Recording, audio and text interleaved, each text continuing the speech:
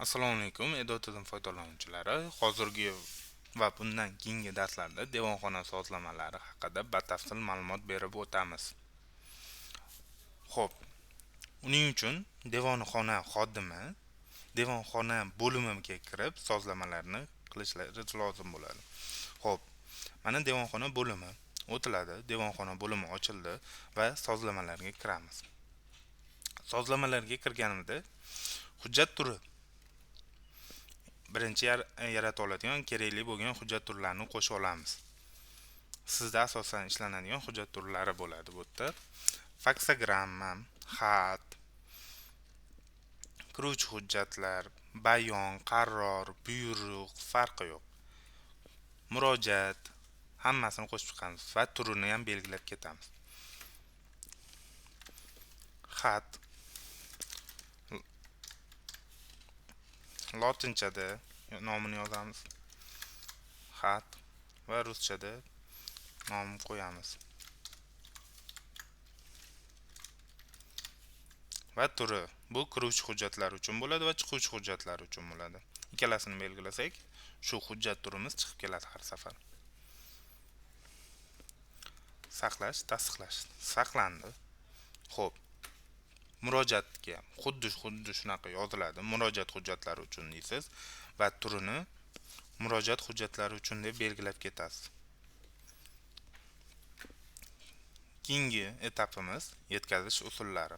Buni hammasini qo'shib chiqdik. Keyingisi yetkazish usullari. Xo'p, sizga qanaqa yetib keladi hujjat? Devonxona orqali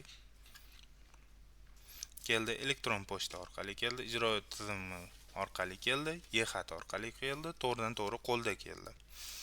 O'shalarni hammasini kiritib chiqamiz. Prosta bu yerda o'sha qanaqa kelganini o'zbekcha, lotincha, ruscha nomlarini yozib chiqamiz. Keyingisi jurnallar. Har bitta tashkilotning o'z jurnali tutishadi. Shu jurnallarni yuritishimiz kerak. Qo'lda ham shunaqa yuritiladi, bunda ham. Xo'p. Jurnal qo'shish uchun bu ham qiyin emas. Jurnalimizni kiruvchi hujjatlar uchun masalan ochaylik.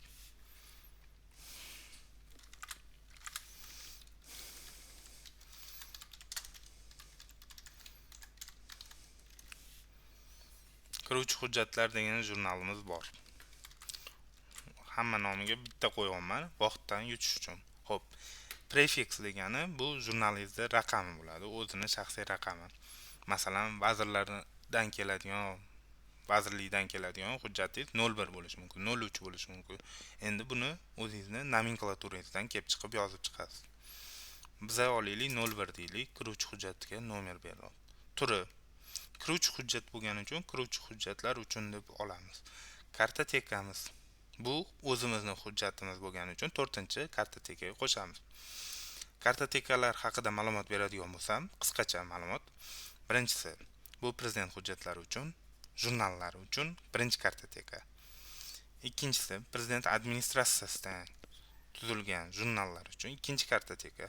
Uchinchisi, bu vazirlar mahkamasi jurnallari uchun uchinchi kartoteka va to'rtinchisi bu o'zingizning jurnallaringiz ichki hujjatlar uchun 4-kartoteka. Bu o'zingizga havola, belgilasangiz, belgilamasangiz bo'ladi. Xo'p, bo'lim. Bu yerga nega kerak bo'lim desangiz, masalan, qaysidir bo'limni belgilab ketsangiz, faqat o'sha bo'limga shu jurnal ko'rinadi. Masalan, aytaylik, bizlarda bor kadrlar bo'limi. U hammaga ko'rinib turishi ham lozim kerak emas. O'zlari shug'ullanadi kadrlar. Kadrlar bo'limi deb ochilgan bo'lsa, ularni belgilab ketasiz. Shu jurnal faqat kadrlar bo'limidagi xodimlarga ko'rinadi, boshqa hech kimga ko'rinmaydi.